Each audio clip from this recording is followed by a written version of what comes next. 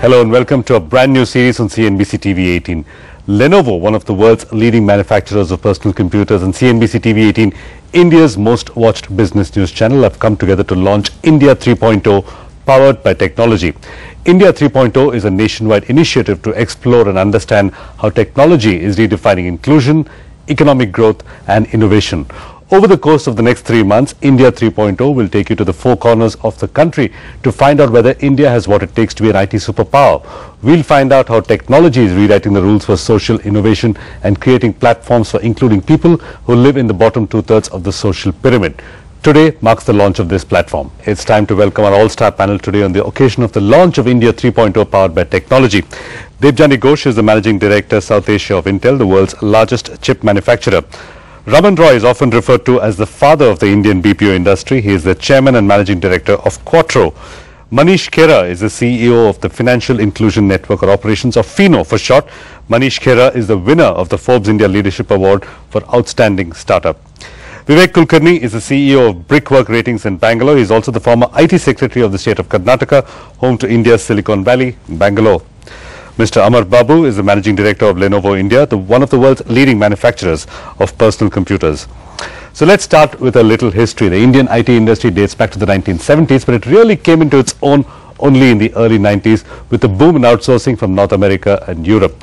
Today, Indian IT and BPO service companies are seen as world-class. We spoke to Som Mittal, President of NASSCOM, for his perspective, and here's what he had to say.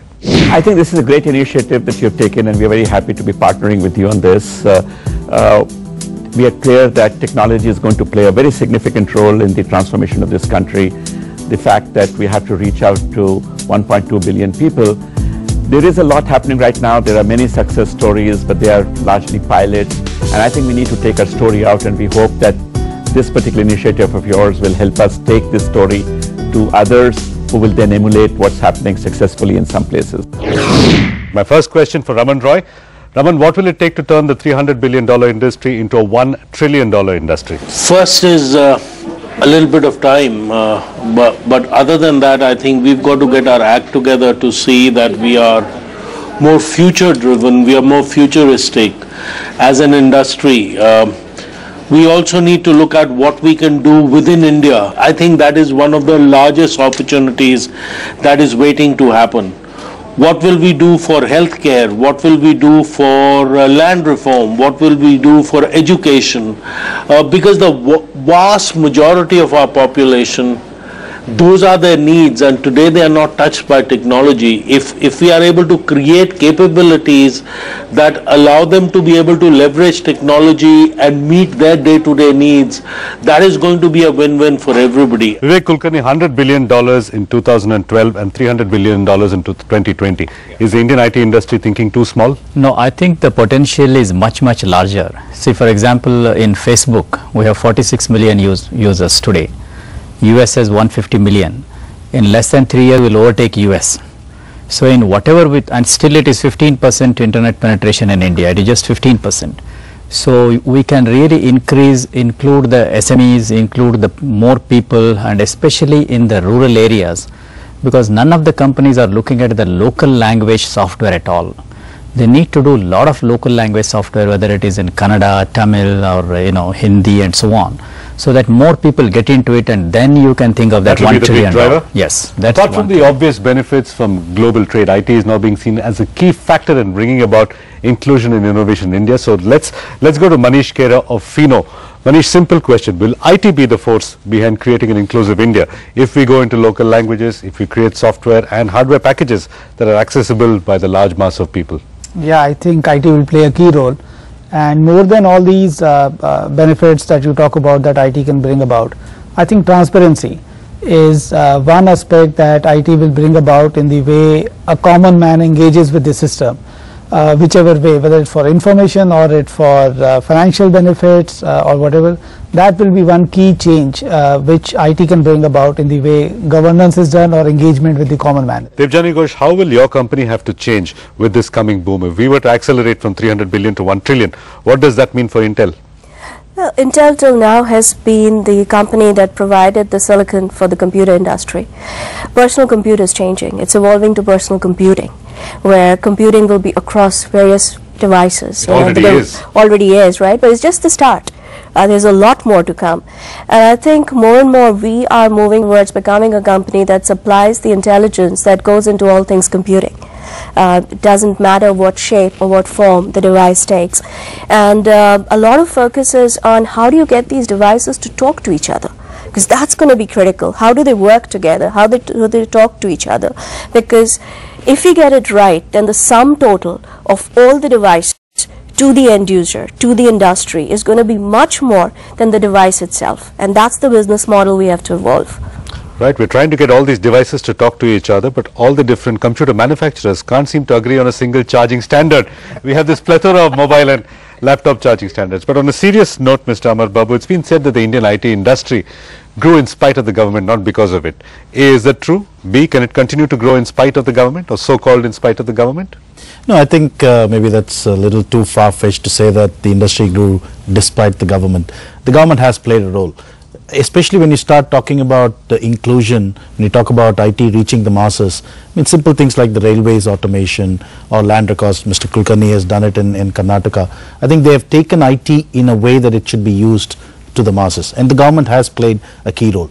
Can the government play a bigger role? Absolutely. I mean, especially when you think about increasing broadband connectivity, I think they have a very ambitious plan of reaching out to many, many villages.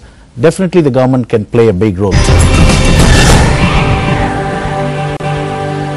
Raman Roy, critics of the Indian software industry would say that the revolution was fueled by tax ops and labor arbitrage and not by fundamental innovation. A, is that true? And B, if you say it is true, how can India shake off that tank? No, I think sparked off may be right. That was the catalytic activity that initiated the move. The labor arbitrage played a big role. The quality of the resources that we had in this part of the world compared to resources available in other parts of the world played a big role. So what got initiated as a reaction, can it be taken to the next level? And I see aspects of that happening for the international industry. A lot of the innovation that is happening on the international industry is being incubated here, is being developed here, is being tested here, and then being exported out. What do we need to do to be able to make that happen for India, where it will touch the bottom of the pyramid, so to speak, where it will make it real? Vivek initiated the work on land reforms. So that is now digitized. But there is need for a lot more to be done. So technology has a big role to play. Healthcare, technology has a big role to play. Vivek Kulkarni, the Indian Railways IRCTC, the electronic voting machine, the UID project, the Karnataka government's Bhumi land scheme which you oversaw, the Gujarat state wide area network. India is full of good examples of good quality e-governance, but still this is a drop in the ocean. Here we have a situation where the demand exists, the capability to supply it exists, and there is an incredible reason of efficiency and cost effectiveness to supply the service, and yet it doesn't happen. Why doesn't it happen? One level of e-governance has already taken place. But I think for the large companies, today if you see the large companies in India, they are participating in small chota government tenders. I don't think they should be doing that. I would say these large companies should offer the government of India or even all the state governments and complete computerization of the land records, so that something like CoreLogic, so any bank giving a loan or even when you are offering mortgage backed securities, etc., these companies will give the information and make money. So first these companies should offer it free. So our IT companies are hesitating to put capital expenditure, and they are only trying to go after small tenders, which is not right. I think that mindset in our companies need to change. Devjani Ghosh, you had a reaction to that. Yeah, if I can add to that. You know, you gave a few examples which are brilliant ones, and there's so many out there. The Sakshat scheme in Baramati, the health workers, then there's the e-agro initiative in Odisha. There's so many brilliant schemes, but they're pockets of success, right, isolated across India. One of the biggest challenges that I see is IT is not a national agenda in India. I think in order for us to really embrace IT and use it as a transformative agent for driving inclusive growth in India, it has to become a national agenda irrespective of which parties are ruling which states. They have to talk and they have to agree this is a priority, this is job one. Companies will be very willing to work with governments. We are already. It's a struggle today trying to go to a government in another state and say, this has worked in Gujarat, can you embrace it? 9 out of 10 times they'll say no. And it's invented here or else it doesn't work. From where you sit at Lenovo, how have your interaction with the government been?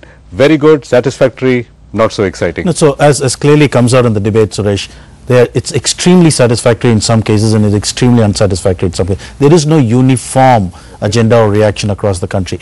I think in a way when you started off you talked about some of these aspects being cultural. And I think one of the things that if you look at some countries, many countries have actually declared internet as a basic utility. I mean, just like South Korea being a good example of that. South Korea is a good example, Australia, there are many countries there. They see it as a means of development. They see it as a fundamental infrastructure that is needed to build economic growth. Okay. We are not still in that mindset yet. And of course, as much as the IT industry will continue to influence, I think we also need the leadership to understand that there is huge opportunity that comes up. It's not just about investing in IT as a nice to do thing. It's almost essential as you build scale and to build transparency and efficiency. So clearly I think that should be part of the national agenda. Manish Khera, my question to you is this: what does inclusion mean? Is inclusion all about turning people into consumers, empowering them to turn them into consumers? See, inclusion, everybody tries to, in a way, give a definition depending on what perspective they come from. What's yours? But everybody, yeah, of course, we are focused more on financial services, so I would try to say inclusion for us gets defined as getting everybody into the mainstream financial system rather than they trying to depend on the informal system to do that. Now, in our experience also, in trying to include the so-called customer into the financial system, where in fact government is a key stakeholder. Somewhere I see the flavors of what my co-panelists are saying, but we are all seeing it from our own perspective. We are not seeing it from the customer's perspective or the consumer's perspective. I'll give you a small example of our piece of work or our field. A customer to deposit money, withdraw money from a bank requires to fill in a form. If actually such a large portion of our country is illiterate, that change needed to happen. Okay. And that's what happened in the so-called the financial services or the business correspondent industry, which has come up in the financial side. Today the customer doesn't need to fill a deposit slip or a withdrawal slip to take money. That simple change has got so many more people included than any other thing you could have done, right? So IT on its own will not solve this problem of getting this mainstream but listening to the consumer and innovating on behalf of the consumer, adopting to their requirements and making it useful for them will. Earlier before the show, we spoke to Sam Pitroda, the father of the Indian telecom revolution and currently advisor to the Prime Minister, on what he thought of this initiative and what he thinks of inclusion. Take a look at what Sam Pitroda said. The key question is in two areas from my perspective. One, are we using IT to really expedite the process of modernization and development in India? That's one big question. Two, are we creating enough innovative products of our own for the global market? I think these are two very interesting areas to explore. I think we need to innovate. We need to create ecosystem for innovation. We need to respect failures. We need to allow our young to experiment with things which are outside the box and really provide risk capital. Without risk capital, there is no risk. And if there is no risk, there is no reward. So that's Sam Pitroda talking about innovation. My next question is for Raman Roy. Raman, the biggest cliche that we keep hearing, India is not known for product innovation, we're only known for our services quality, but the Tata Nano is an Indian product, it's known for its innovation, it created a storm all around the world. Why don't we have the computing or IT equivalent of the Tata Nano in India today? If you track history, innovation happens in startups. There is a larger innovation in startups than in large companies. So you take that to the Indian environment where the government, whether central or state government, is about to look at a project. Who will they choose?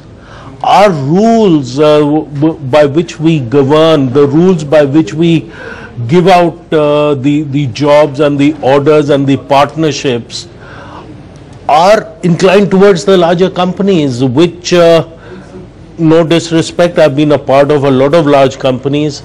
Innovation is not necessarily the way that they are looking at solutions. To initiate a debate where more and more people talk about it, to find solutions that will create that innovation, that will create those products, that will create that entrepreneurship, that will make more and more people strive for it. That is the culture that we've got to create, and we have to start now to start creating that culture, because that culture will take 5 to 7 years to happen. Mr. Kulkarni, we talk about very little IT innovation in India, but little is not equal to zero. Two examples come to mind. One, of course, is the Param supercomputer. India developed its own indigenous supercomputer, and this was in the late 80s and early 90s when we were denied access to the Cray. The second is the fantastic experiment by IISc Bangalore called the Simputer, a handheld computer that predates the BlackBerry, I think by 5 years. If we beat the West to the supercomputer and we beat them to the BlackBerry, why aren't those two products even in existence today? What happened? See, what is really happening is they didn't get the complete support, not the supercomputer, but at least the Simputer. See, the innovation is very much there in India, and I would say India is at one of the highest level. You think of the General Electric's center in Bangalore, you got 3,000 PhDs. There is no center in the world where you can say that you have 3,000 PhDs at all, and that's there in India. The only trouble is we have 106 centers in Bangalore. Most of the advantage is taken by the foreign companies and not our Indian companies, nor the government. Our Indian companies hesitate to spend, or maybe have a lot of cash. It's not the question of cash. They can use the cash to acquire these small companies, or come up with the products. That's not happening. But otherwise, when it comes to manufacturing, may be happening in China, but the same products are getting designed in India. Debjani Ghosh, you had a reaction to Raman when he was speaking. Some criticism of large companies and the inherent bureaucracy. And it's an inescapable fact. When you grow that to that size, you're not a garage startup anymore. It's hard to be radical and disruptive at that scale of business, isn't it? But we still are. You still are? We still are. And I think the kind of innovation you see out of whether it's Intel, Lenovo, or any of the other companies, it's still pretty remarkable. I mean, we are all sort of driving the Moore's Law is sort of our guidepost for 40 years and it continues to be, and it's what continues to drive innovation. But coming back to India, I think you need a strong culture, you need a strong ecosystem that embraces both small as well as large companies, right? Absolutely, I agree with Raman that the culture of innovation, we have to do a lot more there. Especially, I think, take away some of the fear of failure and encourage people to go out there and take risks. But second, and more importantly, I think we need a framework, or we need a system whereby we are able to scale innovative ideas. Half the ideas fail because we are not able to scale. Manish Khera, I'm going to ask you to react to Debjani's point about failure. Why is it that we in India don't seem to have a culture of failure, unlike in the West, when declaring a Chapter 11 bankruptcy or failing at a business is no big deal? Entrepreneurs just bounce back almost immediately afterwards. Why is it so hard in India? No, I won't say that failures are not happening in India. I would say that the failures happen in India at a much earlier stage. It is so difficult to set up a venture in India, whether it be from a perspective of getting the right capital or getting across to the right clients and building a business, that most of these failures in a way stay below the radar. Unlike US, where you kind of set up a venture, it comes to a certain level and then fails. Here most of the ventures fail in the infancy stage itself. Amar Prabhu, you had a reaction to two things. One, what Raman said earlier and what Debjani said. So I'll give you your turn. Yeah, no, I think in terms of innovation, we tend to focus on product innovation. I think we need to look at it that there's a lot of business model innovation that today happens, software or even just how you deliver solutions. It's Flipkart, for example. The cash on delivery is a very simple business model innovation, but it's driven a whole host of adoption of e-com as an example. You look at companies like Lenovo, we tend to innovate, we do innovate, but we tend to innovate for the world. Because you need to achieve scale, you need to achieve a global presence, and hence products normally, and then that get applied. I think what we need is the ecosystem to take these global infrastructure, solutions, innovations, and then apply it to a local context and build local solutions, local business models, and so on. That ecosystem, I think, is missing. Right, that brings us to the almost brings us to the end of this panel discussion. I'm going to go to each of my panelists and ask them one specific question. Mr. Kulkarni, the one factor that's going to change the game for Indian IT. See, I would like to say, I would go by the service companies, because even though we spoke of innovation, the service companies are crucial for Indian unemployment problem. Government should give treat that as an amortize that cost, at least part of that cost, with some kind of a limits for large companies, so that they will employ more people, and that can be a huge fillip for the Indian IT. Manish Khera, the one thing that will change inclusion, the killer app as it were for inclusion in India, what is that killer app? Adopting to the digital way of doing things and making small changes in our current framework, that will change the things.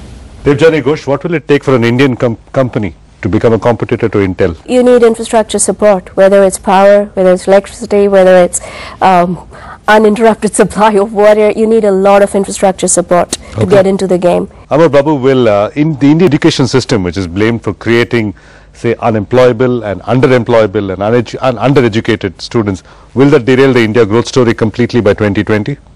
No, unless we take proactive action, and I think there's a lot of good action going on. Okay. I mean, the kind of vocational training inputs that are going around the country, the investments that are being made. IT obviously can be an enabler on how to really modernize, get education to the one that you get employable graduates outside, rather than people just doing on some theory. Raman Roy, final question for you. The first wave was outsourcing.